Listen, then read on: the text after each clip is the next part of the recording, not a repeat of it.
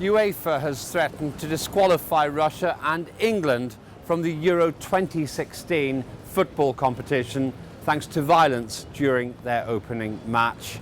UEFA expressed disgust at the scenes widely shared in social media and representing the worst football violence since the 1998 World Cup. FIFA has also condemned English idiotic troublemakers for creating shameful scenes. It has been claimed the British provoked the Russians by singing rude songs about Russian sportspeople and politicians. The worsening violence also included Ukraine and Germany. At this year's tournament, English and Russian fans ripped international flags, chased passers-by and families, terrifying parents with children. French police have waged war on the hooligans with water cannon and tear gas, and all against the backdrop of terror attacks in Paris, claiming over 100 lives. Where does European football hooliganism come from? What image does British football violence give to the rest of the world? And what could stop this senseless violence? These are the simple questions we sought to answer. We asked the public for their reaction to drunk English and Russian football hooligans kicking people on the ground, breaking glasses on people's heads and smashing up streets in France. Here's what they said. I think it's awful. I feel like there should be more measures in place to stop this from happening. But although in France we don't really have a say, so I'm not really sure how it works. Well, naturally, it's very disappointing. It's football is it's all about bringing people together, and especially a tournament like Euro 2016. It's meant to be a coming together of cultures and peoples, and to see people behaving like this, it's very disappointing. It's disgusting, actually, because I'm a true sportsman. I play all sorts of sports, including golf and bowls and cricket and everything, and I don't see why we don't get into trouble, so why should the footballers? I think that they haven't got a very good idea as to what sport is about. In what way?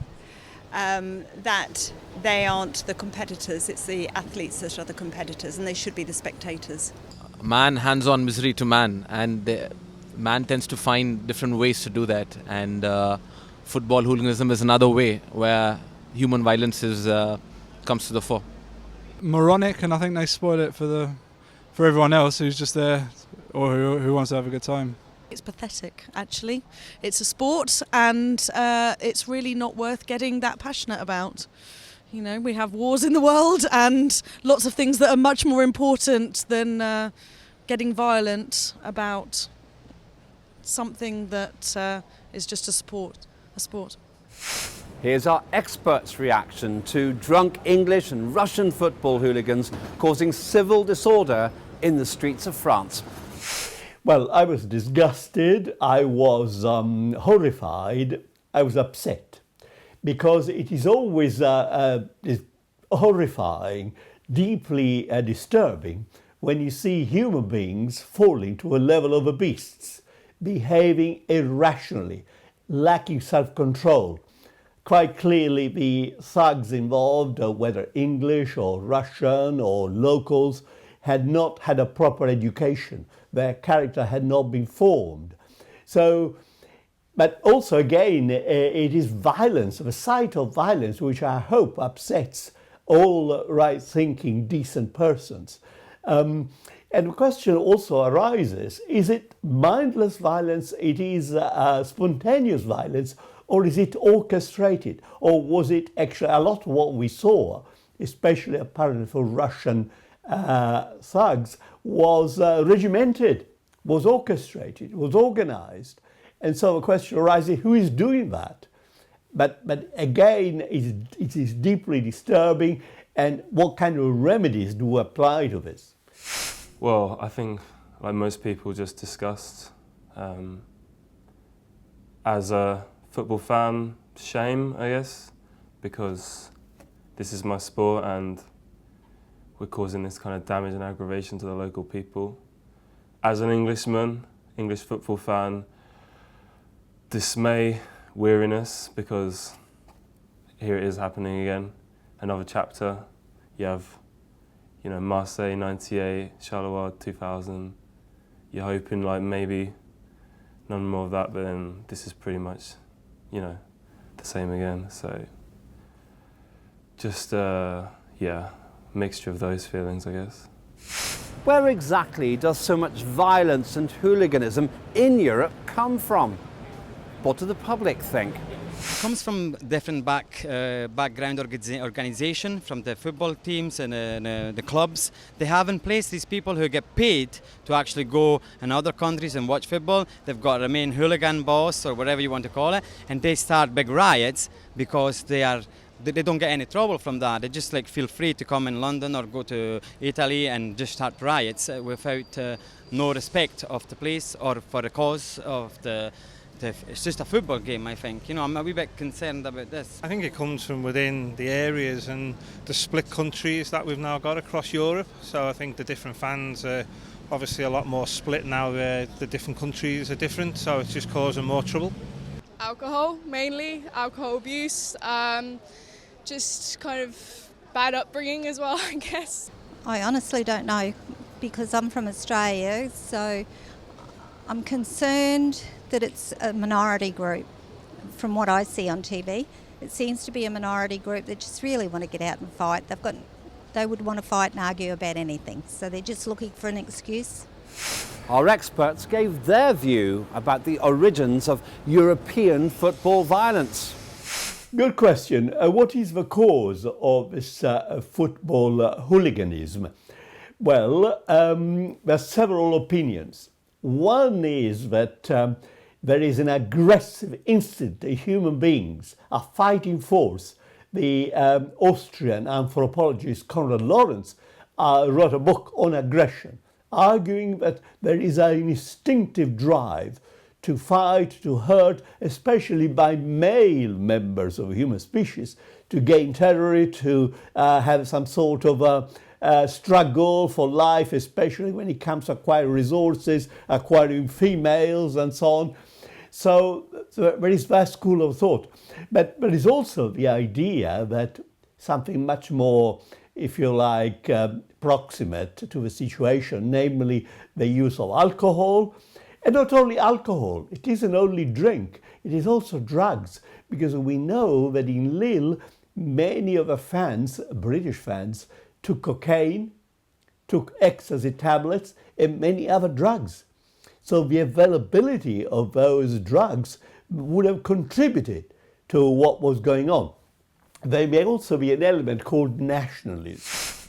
The origins, you know, are different depending on the country, depending on the culture, but in general, it's based on tribalism, maybe a mixture of that and nationalism, depending on the country. In terms of the English culture, you know, a certain amount of ignorance, like they'll go abroad, big group, just to start drinking alcohol, try and take over the place, kind of lacking understanding of their actions. And, you know, when you start imposing yourself on a community by, you know, songs of "we own this place," or, you know, starting singing about winning the war or things like this, you're going to aggravate the population. So it's kind of ignorance in terms of the English fans. In terms of other fans, you know, there's different reasons, like the Croatians. I think there's kind of sectarian issues there, like they're almost fighting between themselves. The Russians, a certain amount of nationalism there, I think. So yeah, it varies, but in general, you know, tribalism. English football fans have been engaged in violence in over 20 cities around the world, spanning at least 40 years. It is commonly known as the English disease.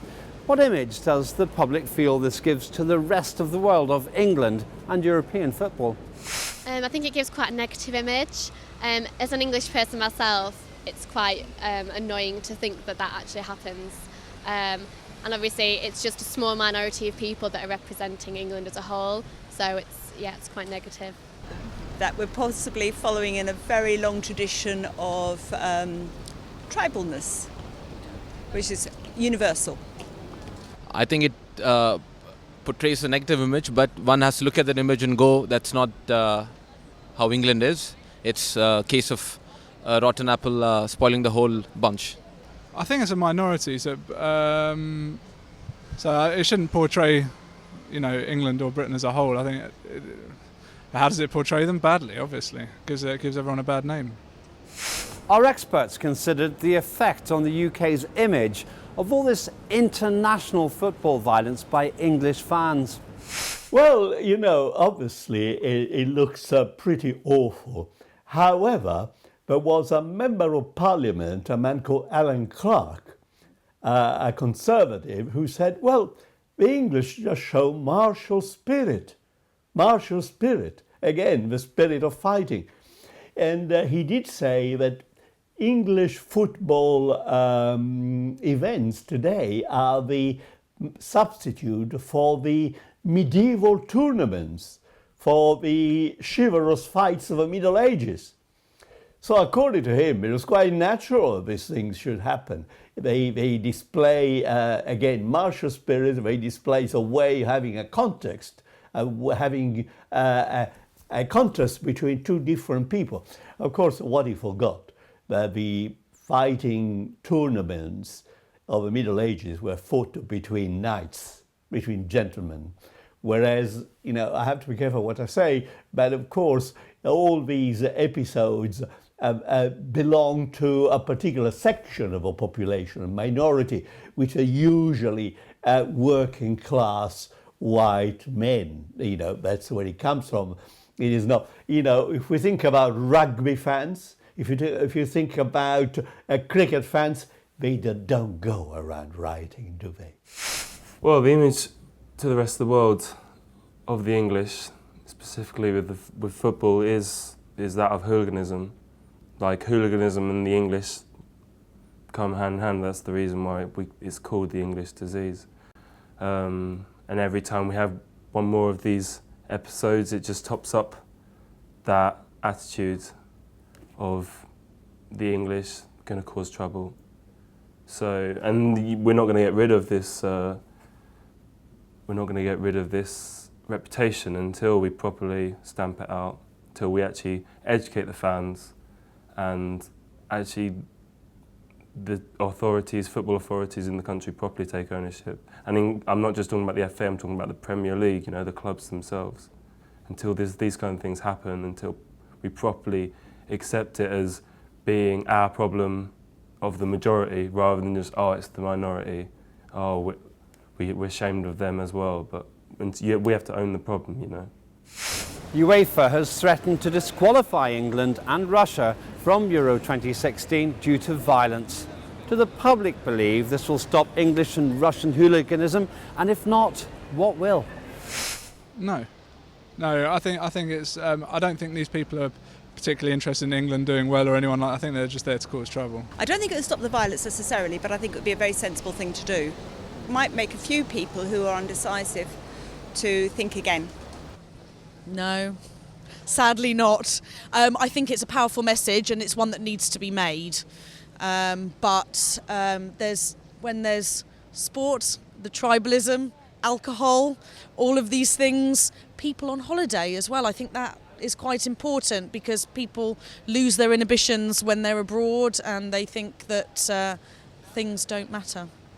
I don't think it will, and I don't think they'll actually stop neither. I don't think they will exclude them from the competition, even if it carries on. There's too much money in the game for that to happen. No. Because, okay, what are you saying? Okay, then the footballers, the football players, they can play because you have people that are messing around. You think they're going to stop up because of that, or they're just going to destroy the city? Is the threat of disqualification going to be enough to stop the English and Russian hooligans? Here's what our experts told us. The threat of disqualification should contribute to discouraging hooliganism. Of course, if it is mindless, mindless means it is not, thought out. These guys will do what they want to do regardless of the consequences. But it's also a question of provocation. The French police uses different tactics towards fans, towards football supporters. they are so reactive, not proactive. So it depends also. The British police are supposed to be a bit more so intelligent about it. So it depends partly on how also the police forces behave. I think I'm going to be very unpopular here. I'm going to say that there should be sanctions on violent people. Sanctions. You discourage people from acting a particular way by giving them a good reason to discourage, or a good threat, if you like. And I think, after all, it's only in 1948 that the birch was abolished in this country.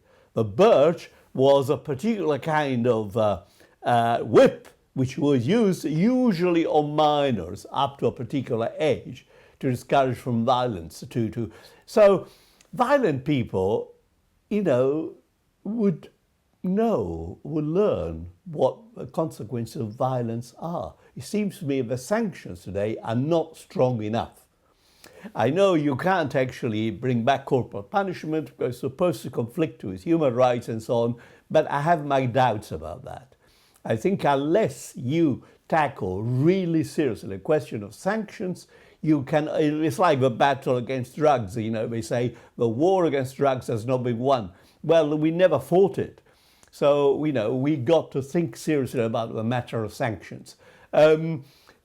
Maybe it's enough to publish the names of these guys in the papers and humiliate them, but I think that, we should think seriously about some forms of corporal punishment. From what I understand, the English and Russian hooliganism at the specific tournament is quite different. The English, it's just, lads, they're out for a good time, just getting on the drink, losing control, but no harm meant.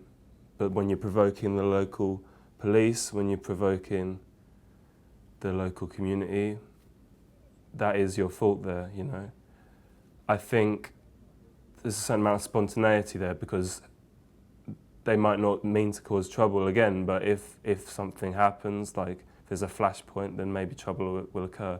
In terms of the Russians, they seem to be very well organised, very well drilled, kind of running operations, so you'd think, seems to be a hierarchy there as well, so you'd think like the leader of their mob or whatever would be able to just call off a next operation if he feels like it's not in the interests. So I feel like there's definitely difference. I'd say in both cases that the threat is real and you'd expect it to have an effect. Given the security concerns, what should organisers do in future to guarantee the safety of civilians against ISIL militants and European football hooligans? Here are the thoughts of the public. I think more security and general security measures. I think there needs to be more of them, so CCTV cameras, more people on patrol. When I don't go to football games that often, but you don't see many police hanging around, or to my knowledge there's not that many. I think just more awareness that actually there are security measures in place, because I think people think they can get away with this kind of behaviour because there aren't the measures in place to stop it. So I just think more measures in general. This is this is in the remit of sort of the intelligence services and the security services. Obviously, they have to be sort of on the ball and keeping an eye on the situation. There has to be sort of a lot of intelligence cooperation and sharing between the various European countries, trying their hardest to make sure that those known thugs and hooligans don't travel to the venues in the first place. If they're spotted there, that they're immediately deported. And then obviously a lot of sort of security checks and random maybe checkpoints, something along those lines. To have a more gentle, subtle approach, because if you're confronted with something that looks fairly violent and you aren't in full state of control yourself, for whatever reason, you will be on the defensive, therefore you're more likely to attack because you're threatened. Therefore, just getting in and mixing and education. I haven't got a clue. I don't know. You need to go to UEFA, you need to go to there needs to be sort of a holistic approach between the organisers of the events and the governments of the country and the police, and everyone needs to get together and maybe, as they've done in the UK, ban people from travelling. that are known to be violent? I think it's I don't think you can stop it. I think it'll always be there. If people will always find a way to get around the system or get in there. You know, they're not wearing a uniform as such, so. Our experts gave their perspective about how best to defend civilians against militants and football violence.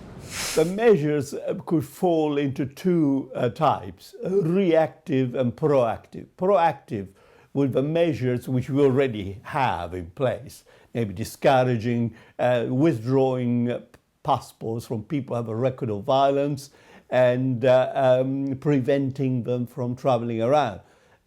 Reactive would be the local police would have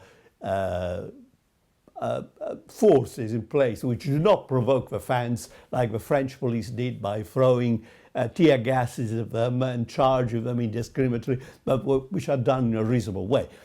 But I'm not sure that comparing ISIS and football fan violence quite the same thing, because ISIS terrorism operates in a different way. They send lone wolves, solitary gunmen to place a bomb or to do a sudden attack. That's much more difficult. I think intelligence is key. Nowadays, actually, maybe we have too much intelligence around because we're all monitored, our emails are all monitored and checked and everything else. And I'm not so happy about that because I don't want to live in a police state. At the same time, we got to focus on people who are likely to be violent, who are likely to cause murder and mayhem. And so if we have intelligence about those people, there is a good way of preventing it.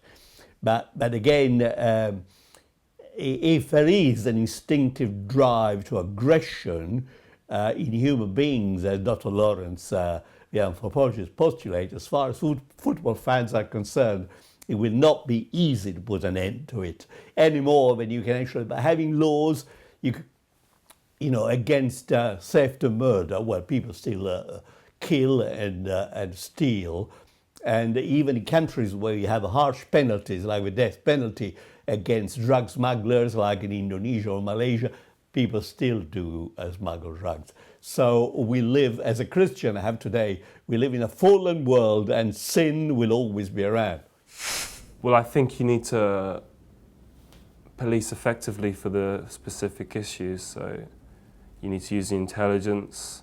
In terms of ISIS, ISIL, I mean, government policy is going to affect that, I guess, and how you police terrorist kind of threats is not really specific to football, but obviously football authorities need to be in communication with police and intelligence agencies. In terms of football hooliganism, I think there needs to be much more cooperation between local police and national football authorities, national police forces from other countries, so they can understand how they police their specific, problems. Because I don't think there's been enough of that. I think generally the French police has been seen as not really dealing effectively with the issues at hand. So definitely much more cooperation in future for that. English and European football fans have been engaged in violence in over 20 cities around the world, spanning at least 40 years. Social analysts say this English disease but European problem stems from a culture of binge drinking and nationalism. And the longer it goes on, the less respect there is for England in Europe and for Europe in the rest of the world.